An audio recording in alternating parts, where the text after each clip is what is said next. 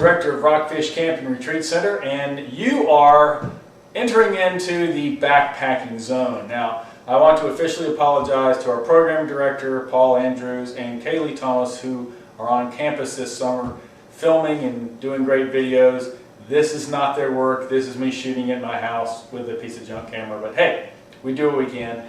You should have received this backpacking list. Now, this is not an exhaustive list, but it's a pretty good guideline on what you need to bring backpacking. I wanted to walk you through this because a lot of people make a mistake after 20-something years of doing backpacking. The two biggest mistakes people make is they get too much stuff and spend too much money, or they bring too much weight, or they bring some stuff that's broken down. So I want to go through this, and by the way, 95% of what I have here, if not 100%, can be either found in your home right now, or you can go down to Walmart or a local Target or Kmart or something along those lines and find any of this stuff. So I'm going to start at the top of the list and work my way down and just get excited about coming backpacking. So first and foremost, sleeping bag. You do not need a zero weather sleeping bag. This is a $14 sleeping bag that's been around for like 9,000 years. It needs to weigh less than 3 pounds. Remember, it's going to be on your back, so you want to keep as little weight as possible. Having a sleeping bag would be helpful. Some people just come up with a blanket and a sheet, but it does get cold. We'll be at about 5,000 feet at different times and different nights. It does get cold in the evening. So something less than 3 pounds, you can get them for less than $14 at Kmart or Walmart. 1-inch foam pad. This is not a 1-inch foam pad. It's kind of the one I've taken to after a number of years, but you can get for about $8. It's something that's blue, rolls up, it's about that big. I would recommend getting something along those lines, or the egg carton type things. What it does is it keeps you off the ground, so it keeps you a little warmer. Also, if it rains and water happens to get underneath the tent, which we hope it doesn't, but it often does if it's a torrential downpour, it'll keep you off the ground and keep your sleeping bag dry. So 1 inch, 1/4 inch, 1/2 inch, some type of foam pad. Again, you can buy them at Walmart for about $8. Small towel. Now, when I say towel, and I mean small, this is actually a golf towel that I've taken for years and years and years. This is it. It's called drip dry when you're on trail. You do not need to bring a big towel. If anything, about the size of an average dish towel will be sufficient. So this is the size of your towel. As far as a washcloth goes, I typically use a bandana. So this is my washcloth, and I use it for a variety of things. Inexpensive $1, $2 bandana, any color, any variety, but something like this comes in a lot of different things you can use this for. Tying on equipment, washcloth, so a bandana is very helpful. Shoes. Shoes tend to be the real catchy thing for a lot of people. You do not need to go out and buy a pair of expensive hiking boots. I injured my feet a number of years ago, and I have been hiking in cross trainers by New Balance for about 2 decades. If you have weak ankles, it's good to have some type of high boot or an ankle support, and I would encourage you, if you have weak knees and weak ankles, to bring whatever type of braces that you need to bring, but you do not have to go out and buy a brand new pair of shoes. If you do happen to have a relatively new pair of shoes, make sure you break them in. The last thing you want to do is show up, pull out a brand new pair of shoes. You will have blisters all over your feet. However, one year I told a group that they needed to make sure that their shoes were broken in, and a young lady brought a pair of Converse All-Stars, the old brand made of canvas, that were about to fall off her feet, and literally did as we were walking. So something that's a month or so old, it's worn in, it's just the brand new stuff wears blisters. So if you do bring regular cross trainers, don't bring running shoes, anything with a narrow sole. You want something a little wider. Boots are great. If you go with a hiking boot, that combination of the wool and the acrylic that takes the moisture off your foot and keeps it from causing blisters, that would be great. Again, I just wear regular tube socks, regular athletic socks. So, but anyway, so I would encourage you not to go out and buy something brand new, but to do bring a good strong, an arch support is the most important thing. But if you have a good pair of cross-training type shoes, that will be sufficient. 2 to 3 pairs of socks. Now, I'm going to say this a couple of times. I bring 2 of everything except underwear. I'd say bring underwear for every day, please. But I bring 2 pairs of socks. I wear one during the day, and when I get back when I get to camp and to get cleaned up, I put on a nice pair at night and it keeps you nice and toasty. The next morning, wake up, put the pair I was wearing the next day, and you hike. So you can bring 3 if you want. The last day when we're heading home, I'll put on that other pair that I've been wearing at night. It's kind of gross, but you rinse them out in the stream. Again, it's all about the weight. You do not need to have a change of clothes. You don't need to be trail Barbie or anything like that, and everything needs to match. It needs to match. 2 pairs of socks, and like I said, these are just regular, inexpensive tube socks. So t-shirts, like I said, same thing. I bring 2 t-shirts. Actually, there's 2 t-shirts in this bag, and there's never 2 t-shirts in my bag because I have one on. I'm always wearing one, and I have one that I wear at night. And the next morning I wake up, put the clean one, relatively clean one, back in the bag, and put the one that I was wearing the day before back on. You get to a creek, you take it out, you clean it up, rinse it off, and you keep walking. So it's I'd say 2, 3 t-shirts at the most. And make sure they're light. This is that light, easy breathing type cloth. Make sure it's a light cloth, not one of the heavier, the comfort cloth type thing. In fact, I would say if more of your t-shirt is in your dryer vent cleaner, then that's a great t-shirt to bring. Something light that you need to bring. So 2 to 3 t-shirts at the most. Forgot to bring them in here. Your strap, your sandals. Don't bring flip-flops because you might have to cross the creek. And we're going to be spending a number of nights by a creek, so you want to be able to go by or in or around the creek. And so you'll need a pair of flip-flops that strap on. Now there are very, very cheap light ones that you can get if you don't have one already. Don't bring the expensive heavy ones. They're just some light ones. All you want to be able to do is strap them on your foot. So strapping, just don't bring the flip-flops. So any type of strapping sandal. 2 pairs of hiking shorts, which I also didn't bring out here with me, but again, same thing, a pair to, well actually I did, around here. Well, they've disappeared. One pair to wear, 1 pair to wear at night. Again, I bring 2 of all that, but back to the underwear, bring a pair of underwear for every day, please, we will all appreciate it. Light jacket, I always bring a light jacket, even when it's summertime, because again, we're going to be at high elevations. There was one summer a couple of years ago where I was hiking and it got down to 42 degrees and it was windy and raining. So the jacket comes in very, very helpful. If you want to bring a light pair of wind pants, and I mean light pair of wind pants, that would help as well. Again, we're going to be at some higher elevations. It'll be cool in the evening and it might rain, so it keeps you warm. Staying warm is a very important thing while we're out there. Underwear, I already said, but I put it down there. Deodorant. Now, I'm using this as an illustration what not to bring. This is a brand new one, and so you're going to be carrying the weight of this entire thing for 5 days or 4 days, when all you have to do is use one that's almost done and bring that with you. So enough to last 5 days. Again, you want to keep the weight under control because you're going to be packing it in, you're going to be packing it out. Small flashlight. Now I'm emphasizing small. What I bring is a headlamp because it frees your hand at night to be able to go through your backpack if you're looking for something. You can get these really, really inexpensive, especially now. You can get these almost anywhere, and they got a number of variations you can use. If you can't find one of these or don't want to use one of these, this is the maximum size of the flashlight you want. Just a pen light.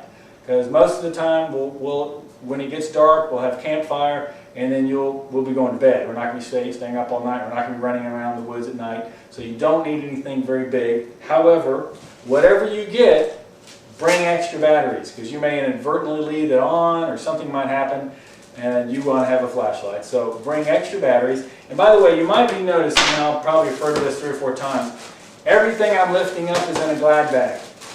Almost without exception, you want to put everything in a Glad bag. Number 1, it keeps it organized in your backpack. Number 2, it keeps it dry. It keeps it from mingling all around. I don't know if I should tell you this or not. There was one time we were backpacking and a young lady was walking and she slipped in a creek and fell backwards and her backpack went into it, and everything she had was completely soaked because none of it was in a Glad bag, was any type of covering. So again, it keeps it organized. Like I said, I have these, so now I don't have to search around for one or here, and here. I've got them organized in an individual bag, and this is like one of the little snack bags, And then I have my clothes that are organized, and it keeps my backpack organized so I can find things. All right, plastic cups. What I've used for years, and I don't know if you can find these anymore, but I'm showing you this simply because this is the size. You want something that's about 8 to 10 ounces. You want a cup and a bowl. Now I use 2 cups for because one you drink out of and one you eat out of. Then you clean it up, put them back in your thing. But they need to be plastic, they need to be durable. Don't bring anything heavy, don't bring anything huge. Now if you have one of the Boy Scout little packages and stuff, those often, remember you're also going to be hauling around the case, which you typically aren't going to use, so it's just extra weight. You can go to your cupboard, find a plastic bowl, plastic cup, and you're good to go. Now do not bring a plastic spoon. You want a metal spoon, because a plastic spoon will break in your backpack, and so you'll be eating like this. So you want a metal spoon, something that's going to be able to take a little bit, but again, not a huge one, just something small. It helps you enjoy your meals slowly. So, cup and spoon. Canteens. I would suggest, I always bring 2 of these, the Nalgene's. Now you can get anything that's 32 ounces. Don't get anything much bigger and don't get anything smaller. You're going to need at least 64 ounces of space to put water or whatever you're going to drink. Now what I do is I bring some of the, I might mention a little bit later, I'll mention it now. These are Gatorade packs that I've individually made in the little snack bags. And look what they're inside! They're inside of a Glad bag. So I keep them all together. I might split this up and divide it to move the weight around my backpack. But this is enough for me to have 2 of these a day. And so I keep one and I designate it as my flavored drink. And then I keep one that I have only for water. And I keep it only for water. Primarily because you never know, well, number one, it's nasty to brush your teeth with Gatorade. But you just need water from time to time, just straight water. So I leave one to mix and one for water. And the one that mixed, the reason I like these Nalgene's is because of the size of the top, and it's easier to put the flavored drink in. Now this Crystal Light, there's all kinds of the individual packets. Again, you can go and you can spend a lot of money for those little individual packets. And here, for a significant amount less, I made my own. And when you're finished with this, you don't have all the trash. You just have these little things of plastic that you can tighten up really quickly inside your backpack. So, those are the canteens. Drawstring bags. Now, everybody needs to bring 3 of the large drawstring. That's what I mean by that, are the ones that have that little thing on top. That when you close it up, you can pull this tight and then tie it up. This is for a variety of reasons. You can wrap your sleeping bag around it and put it back on top of your backpack. It's a great rain cover. At night, you will put this around, under and over your backpack. It protects it from rain, it protects it from, it helps with animals to a degree. But bring 3 of these because inevitably one gets holes in it. You also can use it as a backpack cover. You don't have to go and buy some $40 backpack cover. You can pop holes in this thing, put it, and you may look like a raisin walking down the trail, but it's a cheaper way to protect your backpack. Speaking of backpacks, as we said, we're going to provide the backpacks and we're going to provide tents. However, if you have a backpack that you've backpacked with or somebody else has that fits you, you're more than welcome to bring it. And if you have a tent, we typically will encourage you to share a tent because bringing a solo tent, most people don't have solo tents, so they'll bring a 2-man tent where you're bringing the weight that 2 people should carry. Again, you want to limit the weight. So what we'll do is we'll have 2-man tent and we'll put 2 people in it, or 4-man tent, we'll put 4 people in it. And they'll carry pieces of it. So one will have the fly, one will have the poles, one will have the tent itself, and one will have the ground tarp. And so Monday, when we get to our first camp, we'll teach you how to set up your particular tent and how to pack it up the next day. Toilet tissue. Find a full load of toilet tissue, not the mega size, but something that's an average size, and put it in a Glad bag. That's an important piece. And bring your own toilet paper. This is packing it in. Now, you're going to be able to go to the restroom in the woods. We'll teach you how to do that. And no trace camping, so nobody knows you're around. And if we were doing this live, I'd probably give you a little bit more explanation of what that looks like, and I will do that when we get together Sunday on the 19th or Monday when we get there. But bring your own toilet paper, put it in a Glad bag. Everything goes in a Glad bag. Ziploc bags, I always bring 4 extra bags with me. One is for trash, one is for dirty clothes, and the other 2 are as if I lose one of the others, or for anything else, or if somebody else has lose one. So there's almost no weight to it, and you can just use these for all kinds of things. So I would bring 4 extra clean Ziploc, gallon by the way, these are gallon Ziploc bags. Some of the stuff that I have are like these are sandwich bags for particular purposes, with snack bags for particular purposes. But put everything large in the gallon Ziplocs. You do not need to get those that have the vacuum seal, because once you open them on trailer, there's no vacuum anymore. So just regular gallon Ziploc bags. Like I said, this is very affordable. Poncho. There's a variety of different ponchos. I have a little bit larger poncho than this, but an emergency poncho from Walmart for $2 or something like that is more than enough. It'll last a couple of times, so that's all you'll need is a couple of times. And so do not spend a lot of money on heavy-duty, big-time ponchos. A lot of weight involved in that, and these are pulled out. In fact, this right here is almost 20 years old. It's been sitting and I've had it with me just in case, and I've never had to give it to anybody.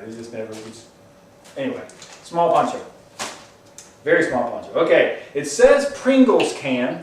The reason it says Pringles can is that's what I started using when I first started backpacking. But I've discovered this actually works better. This is just, for me, it works better. This is just a Tupperware. What you need to bring is something that you can put crackers in. Now we're going to give you the crackers. Our crackers of choice are Ritz crackers. So we'll give you crackers, and we'll let you stock up before we leave, and that will be one of the main staples. We'll stop for lunch, you'll have your crackers, and I'll tell you a little bit about the food in just a moment. But get something, a Pringles can, a tennis ball can. Pringles can is a little bit better because it doesn't have that bump in the middle that wastes space. You can bring 2 if you want. You can bring 2 of these. Believe it or not, I can get as many Ritz crackers in this as I can in a typical Pringles can. Pringles can keeps them stacked. So just something to protect them. The reason I stopped bringing Pringles can is because it's made of cardboard and it can get crushed inside the backpack if you don't pack it correctly. So something to put crackers in. I already covered the bandana. Bible. I have this small NIV, NRSV version. We're going to be doing some Bible study. We're going to be talking about what the resident camps are talking about, living out loud. John said, I have come that they may have life and have it more abundantly. At least that's what we'll be talking about in 2016, just in case somebody in 2017 happens to be viewing this. But bring a small Bible with you, and whatever version you want, but do not bring a huge Bible. Bring something small. There's some good graduation type Bibles, and inexpensive Bibles if you do not have one. You can find one pretty easily. All right, food. Let me see. Well, let me go over a few more things. I always recommend bringing some earplugs, because if you're a light sleeper, if somebody's in your tent that snores, earplugs are great. I put them in a little case. I keep them in another bag that I keep so I know where everything is. Toothbrush, toothpaste, deodorant, all that type of thing. I find these little folding ones that are pretty compact. This is my wife's, by the way, if you're noticing the pink. So I bring a little folding one. Now for knives, don't bring a Rambo knife. If you want to bring a knife, there's something like this. Just be very, very careful with it.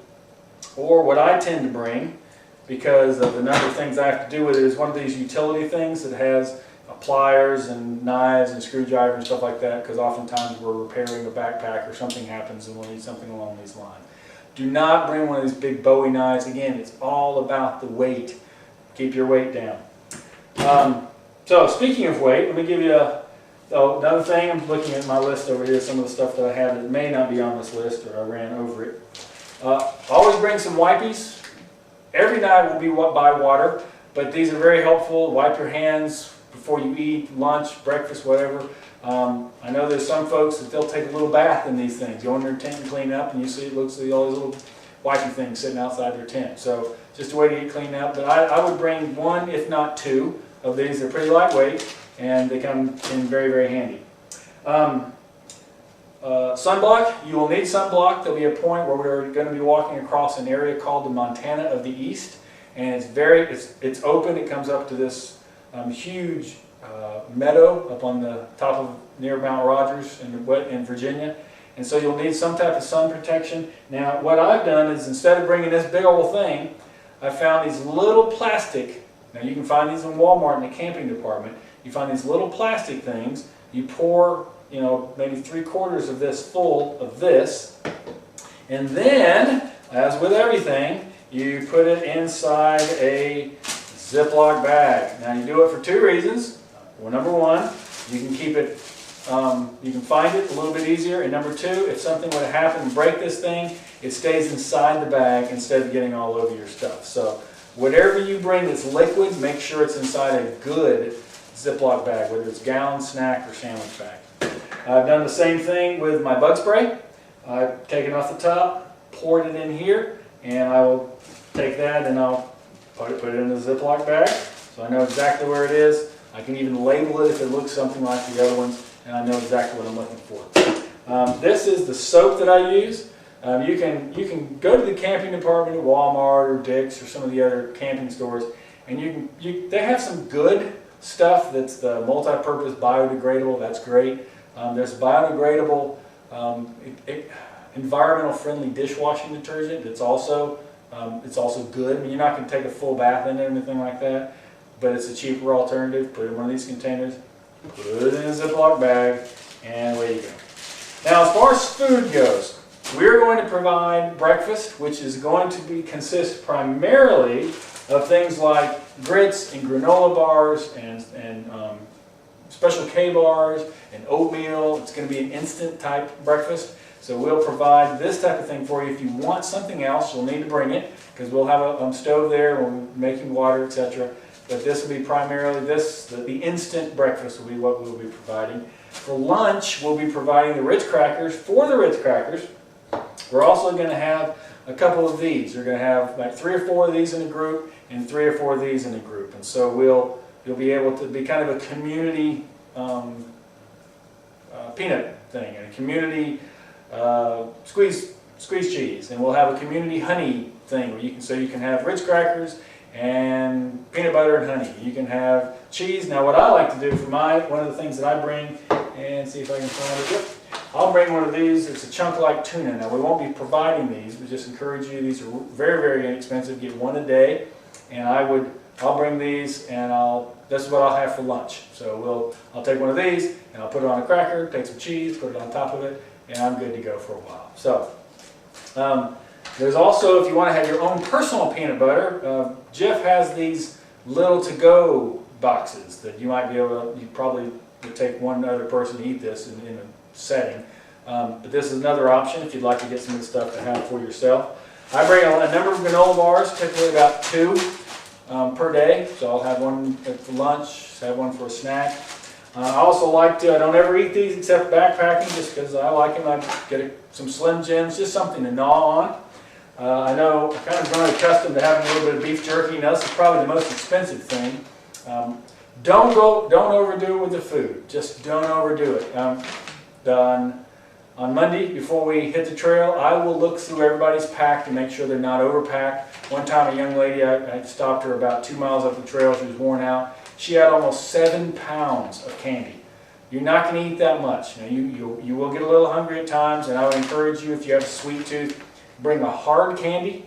Don't bring chocolate, because chocolate will melt most likely at some point in time while you're hiking. Especially, again, it's going to be in June. So don't go overboard with the food. A lot of people have brought a whole big old bag of suckers and then just give them away left and right because they don't want to be carrying the weight. You can go out and get trail mix. I make my own, and this is probably more than I'll eat during those 4.5 days. Again, it's only 4.5 days, so really just 4 days. So don't get carried away. This is just peanuts and M&Ms mixed together. Really inexpensive compared to buying it outright. Again, I'll go back. If you have sore ankles, bring an ankle brace. If you have sore wrists, bring a wrist brace. If you have sore knees, bring knee braces. We'll have all the first aid. We've got qualified wilderness rescue person going, first aid certified, CPR certified people that are going with us.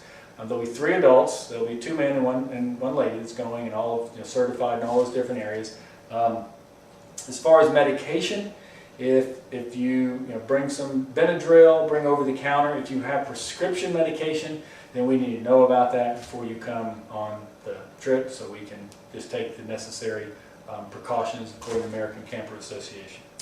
One other thing that I tend to bring with me, and we will provide at least one of these per day for those who want these. These are the individual fruit packs, and so everybody will be given one of these, and you can take them if you want, but it's just a good thing of fruits you do at lunch, do at dinner, wherever you want to eat it, maybe in the morning. And of course, you have to, well, all the trash that you have to pack out. And one of the reasons why I would discourage, if you go to some of the aisles and they have these prepared, like you can make your own little pizza. And so you have the little dough and you put on the sauce, and you don't have to have oven or anything like that. But then you have this packaging. And what do you do with this packaging? Well, you got to haul it out of there. It's one of the reasons why I used to do the cans of tuna until I found out this is a whole lot easier to roll up and stick inside my Glad Bag trash can than it is to try and crush one of those other cans. So everything we bring, we're taking it out with us. Again, I hope that answers most of your questions. What we're going to be doing is gathering together on Sunday when everybody comes together, and we'll start giving you some of the orientation about this. We're all going to stay in a building together. Then we're going to get up early on Monday morning, and we're going to head up to get on trail by lunchtime on Monday, and we'll hike for Monday, Tuesday, Wednesday, Thursday. Friday morning we'll hike off the trail, and we'll head back and be ready to go back with everybody else when they're ready to leave at 5 o'clock on Friday. If you have any questions, feel free to write me at jim@camprockfish.org, and I'm looking forward to it.